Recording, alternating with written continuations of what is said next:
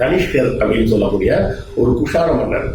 இந்த குஷானர்கள் யார் அப்படின்னு பார்த்தீங்கன்னா அவர்கள் கிரேக்க வம்சாவளியை சேர்ந்தவர்கள், ஹெலனிஸ்டிக் கிங்ஸ் அப்படின்னு சொல்லுவாங்க.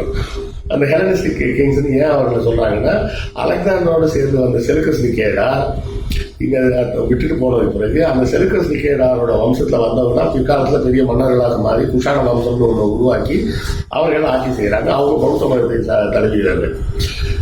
இவர்களது கிரேக்க தொடர்பின் காரணமாக இங்க இருந்த ஆயுர்வேத மருத்துவம் அப்படியே கொஞ்சம் கொஞ்சமா எங்க போகுது, கிரேக்க நாட்டுக்கு போகுது. கிரேக்க நாட்டுக்கு இந்த மருத்துவ முறை போகும்போது என்ன ஆகுதுன்னா, அதுக்கு அவங்க பேர் வச்சுக்கிறாங்க, இயோனஸ். இந்த இயோனஸ் அப்படின்ற வார்த்தை, அதாவது நாம கிரேக்கர்கள் சொல்றோம், அவங்கள நீங்க யாருன்னு அவங்கள்ட்ட போய் கேட்டோம்னா அவங்க நாங்க இயோனஸ் அப்படின்னு அவங்க சொல்லிக்கிறாங்க. அந்த இயோனஸ்ன்ற வார்த்தையிலிருந்து அந்த வார்த்தை தான் தமிழ்ல யவனர் அப்படின்னு சொல்லக்கூடிய வார்த்தை. யவனர்கள்ன்ற வார்த்தையே அந்த இயோனஸ்ல இருந்து தான் வருது. சரிங்களா? அப்ப இயோனஸ் அப்படிங்கிறது அந்த மருத்துவ முறை பிற்காலத்தில் அரேபியாவுக்கு இன்னும் டெவலப் ஆகுது.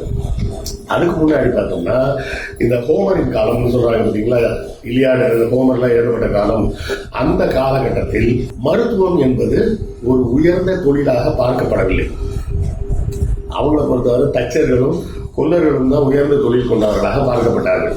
மருத்துவம் பார்க்குறவங்க இந்த எடுபடி வேலை பார்க்குறவங்களோட சேர்த்து பார்க்குற அளவு